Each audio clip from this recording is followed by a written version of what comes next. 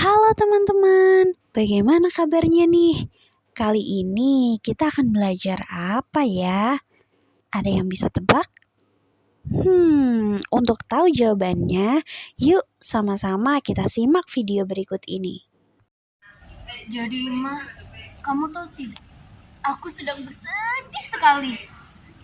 Kemarin, aku mencari kucingku. Kamu tahu kan, aku punya 2 kucing di kos.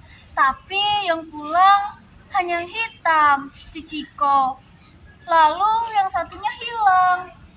Ima, kamu tidak mendengar ceritaku ya dari tadi? Bukan gitu. Coba kamu lihat. Apa itu? Hulu sungai tengah diterjang banjir. Ya ampun, bagaimana masyarakat di sana? Katanya sih sudah diamankan oleh pemerintah. Kita berdoa supaya mereka cepat kembali ke rumah mereka dan banjir itu cepat surut ya. Ada berapa jiwa yang terdampak? 2.332. Ya ampun, itu sangat banyak sekali. Bayangkan saja apabila kita ada di sana. Pasti sangat sedih keluarga yang terdampak itu. Benar sekali. BTW, tadi cerita apa? Aku cerita tentang kucingku yang hilang. Terus? Jadi aku tidak tahu dia kemana sekarang. Tapi Imah, tadi kan kamu melihat berita kan? Ya, Nah, bagaimana caranya kamu bisa melihat berita tersebut?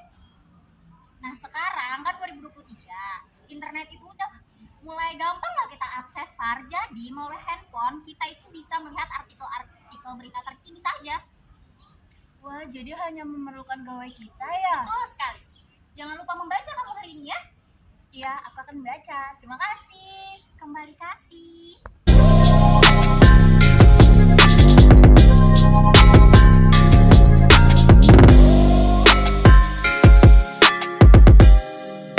Nah teman-teman, setelah menyimak video yang tadi, kira-kira kalian bisa tidak mengidentifikasi apakah teks yang dibaca Farah dan Imah itu termasuk dalam teks eksplanasi atau bukan? Ya, betul sekali. Jadi teks tersebut termasuk dalam teks eksplanasi ya teman-teman. Seperti yang kita bicarakan minggu lalu, bahwa teks eksplanasi itu adalah teks yang di dalamnya termuat penjelasan mengenai suatu peristiwa. Teks eksplanasi ini sangat mudah untuk kita temui di mana saja, termasuk seperti yang dilakukan Farah tadi, menemukan teks eksplanasi di internet. Karena minggu lalu kita sudah membahas mengenai pengertian dari teks eksplanasi, maka hari ini kita akan membahas tentang struktur teks eksplanasi. Teks eksplanasi memiliki struktur yang menjadikannya satu kesatuan utuh. Struktur teks eksplanasi terbagi menjadi 3 bagian sebagai berikut. Nah, bisa kalian lihat ya di sini bahwa teks eksplanasi itu memiliki 3 struktur.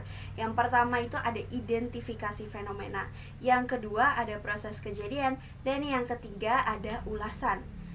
Baik, setelah ini akan kita bahas satu persatu mengenai bagian dari struktur teks eksplanasi. Yang pertama ada identifikasi fenomena. Bagian ini adalah bagian yang berisi penjelasan atau gambaran umum mengenai peristiwa atau fenomena yang akan dibahas dalam teks eksplanasi.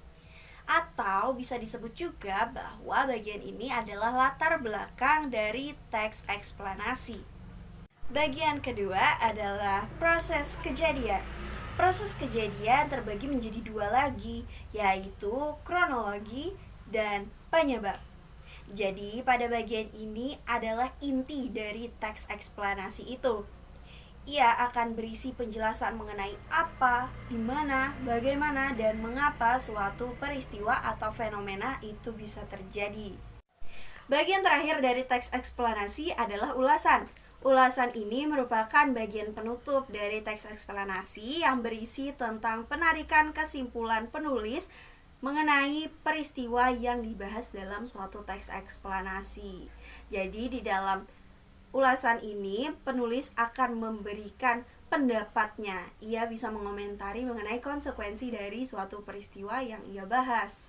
Nah teman-teman, jadi itu tadi penjelasan mengenai struktur teks eksplanasi. Kalau membahas mengenai pengertian kurang afdol ya rasanya kalau tidak ada contoh.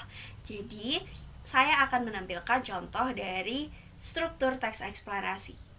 Yang pertama ada identifikasi fenomena. Contohnya adalah sebagai berikut. Bisa dibaca dan dipahami ya teman-teman. Yang kedua ada contoh dari proses kejadian. Seperti berikut. Bisa dibaca dan dipahami dan diingat bagaimana ciri-cirinya. Yang ketiga ada contoh dari ulasan atau penutup tadi ya. Ini contohnya. Nah teman-teman, setelah membaca contoh kemudian juga mendengarkan penjelasan dari pengertiannya, kira-kira teman-teman sudah bisa memahami belum apa itu struktur teks eksplanasi? Semoga bisa dipahami ya. Nah, selanjutnya kita akan masuk kepada latihan. Silahkan teman-teman baca dan pahami soal berikut ini. Bagaimana? Apakah sudah tahu jawabannya? Kira-kira bisa dipahami atau tidak? Ya, jawabannya benar sekali. Berarti teman-teman sudah paham nih mengenai struktur teks eksplanasi. Nah, dengan begitu, maka berakhir pula pembelajaran kita kali ini. Tapi jangan khawatir, kita akan bertemu pada pembelajaran berikutnya. Kira-kira kita akan membahas apa ya? Ditunggu ya. Nah, teman-teman, untuk mengetahui seberapa jauh pemahaman teman-teman terhadap materi hari ini, silakan teman-teman mengakses link di bawah ini ya, yang tersedia di deskripsi video ini. Baik, sampai bertemu pada video selanjutnya.